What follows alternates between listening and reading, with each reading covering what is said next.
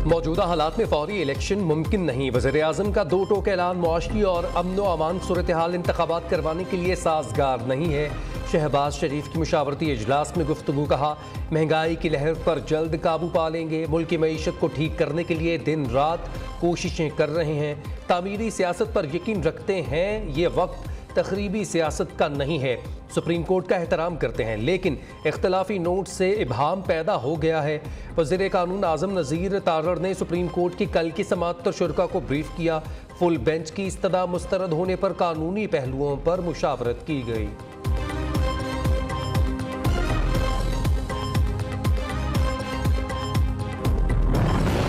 इमरान खान का हुकूमत के साथ मुज़ाकरात में ना बैठने का ऐलान। कहते हैं इलेक्शन पर बातचीत पार्टी के दीगर अराकीन करेंगे।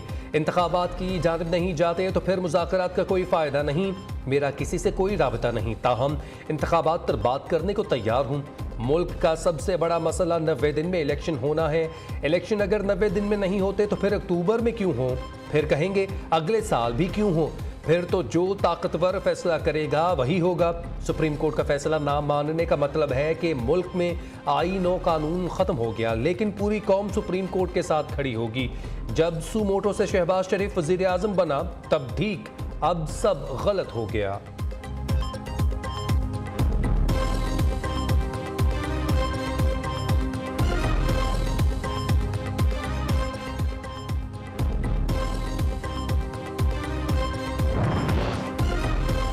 अदालती हुक्म पर अमल ना हुआ तो सुप्रीम कोर्ट शहबाज शरीफ को फारिग कर देगी। सुप्रीम कोर्ट इलेक्शन करवाने के केस में फैसला तो दे चुकी है। अब 3 रुकनी बेंच सिर्फ अमल दरामद का बेंच है। फवाद चौधरी का कहना है मफरूर मुल्जिम मुल्क के फैसले कर रहा है। नून लीग ने सुप्रीम कोर्ट को तस्लीम करने का ऐलान किया। ये ऐलान बजाते खुद आइन के आर्टिकल 6 की जद में आता है। नून लीग की पार्टी रजिस्ट्रेशन मनसूख करने के रेफरेंस दायर करने पर गौर कर रहे हैं। शाह महमूद कुरैशी ने कहा भुट्टो का नवासा भुट्टो के आइन पर हमले कर रहा है। आइन पर हमले के लिए लीगी क़यादत ने सुप्रीम कोर्ट को दबाव में लाना शुरू कर दिया है।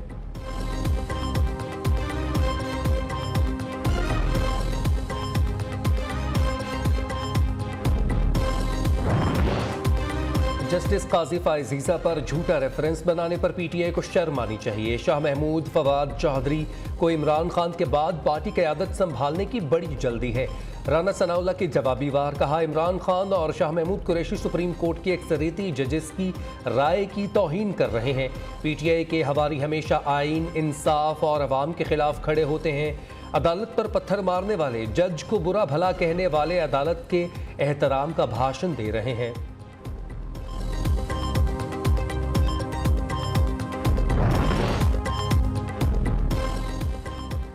3 साल बाद पाक चीन तजारत बहाल। खुंजराब बाईपास कल खुल जाएगा। 2 तरफा तजारत की बहाली के लिए खुंजराब पास राहदारी खोलने की इंतजामात मुकम्मल। खुंजराब पास खुलने से सी पैक मनसूबों में तेजी आएगी। वज़ीर आज़म शहबाज शरीफ का खुंजराब पास दोबारा खुलने पर इजहार मुसर्रत, कहा अजीम आहनी भाई चीन के साथ तजारत की बहाली खुश आइंद है।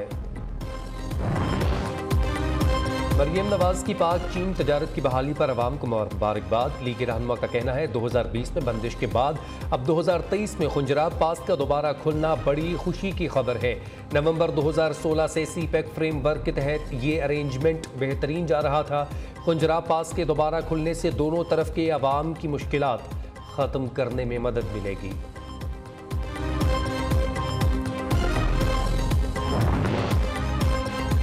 MQM समेत सब पुराने इत्तेहादियों से राबते बहाल हो चुके हैं। MQM की सोच है PDM के साथ चलने का कोई फ़ायदा नहीं है।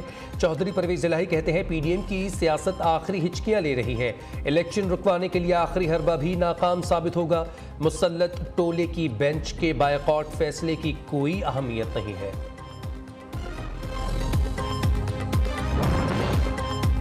जमात इस्लामी का इलेक्शन की तारीख के लिए स्टेक होल्डर्स से राबते का फैसला। सिराजुल हक कहते हैं कि सियासी जमातें एक मुतफ़िका तारीख पर इत्तफाक करने, इलेक्शन 90 रोज़ में ही होने चाहिए। इदारे मुतनाज़े हो रहे हैं, मुल्क ऐसे नहीं चलेगा। सियासी दर्जे हरारत में इजाफे से मसाइल हल नहीं हो सकेंगे।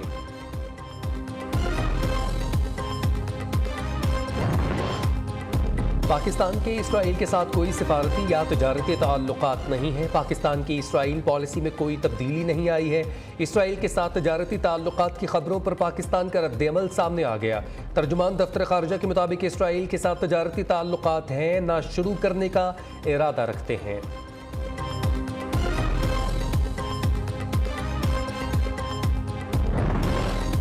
बलोचिस्तान के मुख्तलिफ इलाकों में मूसलाधार बारिश, जोब में लैंड स्लाइडिंग। बलोचिस्तान को केपी और पंजाब से मिलाने वाली शाहराह दाना सर के मुकाम पर बंद, सड़क का एक हिस्सा बैठ गया। बलोचिस्तान और केपी के दरमियान तमाम किस्म की ट्रैफिक मुअत्तल, मुताद्दिद गाड़ियां फंस गईं।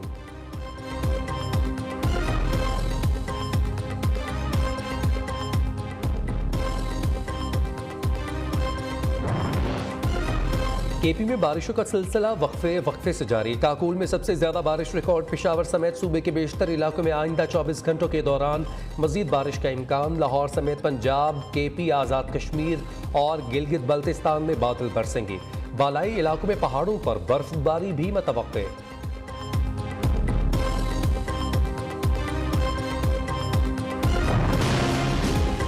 रमज़ान के दूसरे अशरे में भी नॉन स्टॉप महंगाई। चिकन हो या दालें, सब्जियां हो या फल, सब आवाम की पहुंच से दूर। फैसलाबाद में अदरक 400, भिंडी 300, प्याज 130 रुपए किलो में फरोख्त होने लगा।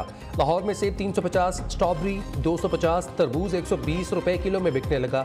मुर्गी का गोश्त 460 रुपए किलो हो गया। टमाटर ने भी डबल सेंचुरी मुकम्मल कर ली। सरकारी आटे का हसूल लोगों के लिए वबाल जान। कराची के सस्ता बाजार में अशिया खुरनोश से खाली स्टॉल्स शहरियों का मुंह चिढ़ाने लगे।